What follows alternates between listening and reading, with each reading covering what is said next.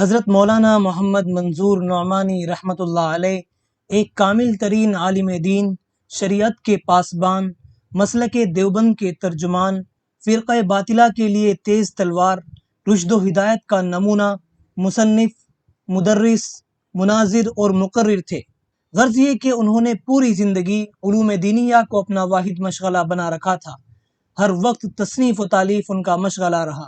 سفر میں، حضر میں، وطن میں، گھر میں، منزل میں، ہر جگہ اوڑھنا بچھونا ان کا علمی مشغلہ تھا۔ حضرت مولانا محمد منظور نعمانی رحمۃ اللہ علیہ 18 شوال 1323 ہجری میں اپنے آبائی وطن سنبھل میں پیدا ہوئے۔ اسی سال حضرت مولانا رشید احمد گنگوہی رحمۃ اللہ علیہ کی وفات ہوئی۔ حضرت مولانا محمد منظور نعمانی رحمۃ اللہ علیہ نے ابتدائی تعلیم اپنے وطن سنبھل ضلع مراد آباد میں اور کچھ دن مدرسہ عبدالرب دلی میں پائی۔ پھر دارالعلوم مئو ضلع اعظم گڑھ میں متوسط درجے کی تعلیم پوری کی۔ 1342 ہجری میں دارالعلوم دیوبند میں داخلہ لے کر مختلف فنون کی تکمیل فرمائی اور شوال 1344 ہجری میں دورہ حدیث شریف میں داخلہ لے کر بخاری و ترمذی محدث کبیر حضرت علامہ انور شاہ کشمیری رحمۃ اللہ علیہ سے پڑھی اور شعبان 1345 ہجری میں دورہ حدیث شریف کے امتحان میں سب سے اعلیٰ نمبرات سے کامیابی حاصل فرمائی۔ حضرت مولانا محمد منظور نعمانی رحمۃ اللہ علیہ دارالعلوم دیوبند کے مایہ ناز فرزند تھے، مسلک دارالعلوم کے ترجمان تھے۔ 1345 ہجری کے اواخر میں دارالعلوم سے فراغت کے بعد دارالعلوم چلہ امروہہ میں 3 سال تک تدریسی خدمات انجام دی۔ اس کے بعد 1348 ہجری میں دارالعلوم ندوۃ العلماء کے شیخ الحدیث بنائے گئے۔ 4 سال تک وہاں مسند صدارت میں نمایاں خدمات انجام دی۔ 1353 ہجری میں وہاں سے علیحدگی اختیار کر کے بریلی میں قیام پذیر ہوئے اور وہاں سے ماہنامہ الفرقان کا سلسلہ جاری فرمایا اور قیام بریلی کے زمانے میں مجدد الفسانی نمبر اور شاہ ولی اللہ نمبر بھی نکالا۔ پھر کچھ عرصے کے بعد ماہنامہ الفرقان کا دفتر لکھنؤ منتقل کر لیا۔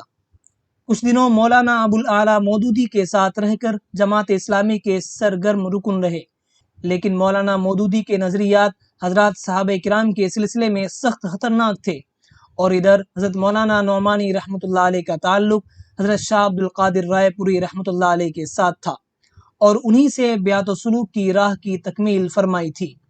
حضرت شاہ صاحب کی روحانی و نورانی توجہات نے ان کو متنبع فرمایا، جس کے نتیجے میں جماعت اسلامی کو ترک کر کے اس کے خلاف باقاعدہ کتاب لکھی، جس میں مودودی صاحب کے خطرناک نظریات سے لوگوں کو روشناس فرمایا۔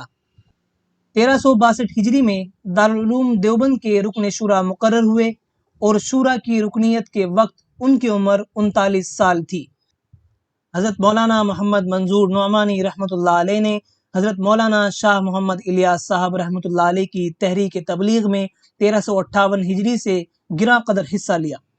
آپ بانی جماعت تبلیغ کے قوت بازو تھے۔ بڑے بڑے اجتماعات میں حضرت مولانا محمد الیاس رحمۃ اللہ علیہ نے مولانا محمد منظور نعمانی رحمۃ اللہ علیہ کو ذمہ دار بنا کر بھیجا ہے۔ حضرت مولانا محمد منظور نعمانی رحمۃ اللہ علیہ نے زندگی کا بڑا حصہ تصنیف و تالیف میں گزارا۔ ان کی شاہکار تصانیف یہ ہیں: معارف الحدیث، اسلام کیا ہے، دین و شریعت، قرآن آپ سے کیا کہتا ہے، کلمہ طیبہ کی حقیقت، نماز کی حقیقت، آپ حج کیسے کریں، برکات رمضان، تحقیق مسئلہ ایصال ثواب، تصوف کیا ہے، تذکرہ امام ربانی، ملفوظات مولانا محمد الیاس رحمۃ اللہ علیہ، بوارق الغیب، معرکۃ القلم، حضرت شاہ اسماعیل شہید پر معاندین کے الزامات، خاکسار تحریک، قرآن علم کی روشنی میں، اسلام اور کفر کے حدود، قادیانیت، سیف یمانی برمقائد فرقہ رضا خانی، مولانا مودودی کے ساتھ میری رفاقت کی سرگزشت اور اب میرا موقف، شیخ محمد ابن عبد الوہاب کے خلاف پروپیگنڈا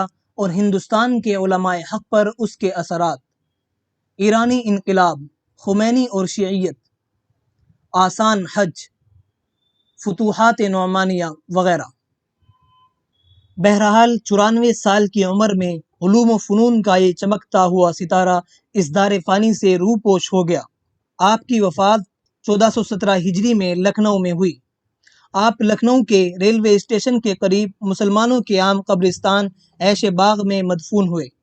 عارف باللہ حضرت مولانا قاری صدیق احمد صاحب باندوی دامت برکاتہم نے نماز جنازہ پڑھائی۔